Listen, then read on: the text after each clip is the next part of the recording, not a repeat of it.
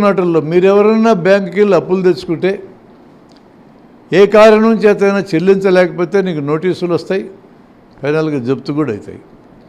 కానీ ఈ దేశంలో కొంతమందికి డబ్బు ఇంత నేను పెడుతున్నాను హామీ ఇవ్వకర్లా, అసలు హామీకి వాళ్ళు చూపించేదాన్నే ఫ్లౌట్ చేసి పెంచి 10 రెట్లు పెంచి ఇది నా హామీ అని అబద్ధాలు చెప్పగలిగిన పరిస్థితి ఉంది.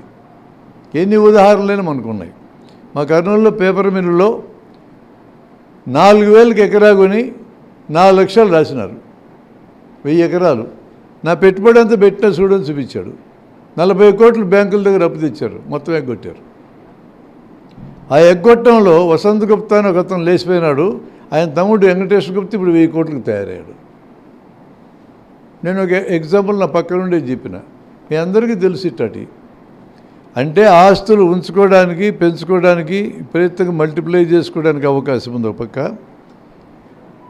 బ్యాంకులకి కావాల్సిన డబ్బంతా మనం పోగేసిస్తాం, మనం తినక అక్కడ పెట్టుకుంటాం. మన ఎమర్జెన్సీకి పనికొస్తాని, మన ఎమర్జెన్సీకి పనికొస్తేనే చెప్తారు వాళ్ళు. ఈ డబ్బుని మన పర్మిషన్ లేకుండా పెద్ద పెద్ద వాళ్ళకి లక్షల కోట్లు ఇస్తారు. లక్షల కోట్లు ఇవ్వడమే కాదు, వసూలు చేయరు, రైట్ ఆఫ్ చేస్తారు. రైట్ ఆఫ్ అనగా అప్పులు రద్దు చేయటం కాదని మనకు చెప్తారు. బ్యాంకు వాళ్ళు రికార్డుల్లోకి తొలగించినాము అని అర్థమట.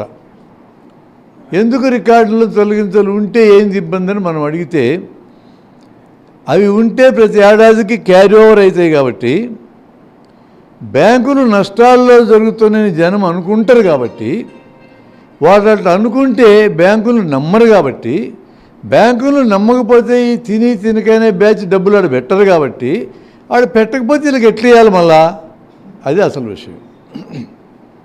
అందుకే రైట్ ఆఫ్ చేయబడ్డ అప్పుల్లో ఇప్పటిదాకా కాంగ్రెస్ ప్రభుత్వం కానీ బీజేపీ ప్రభుత్వం కానీ వసూలు చేయగలిగిన 10% కంటే మించల.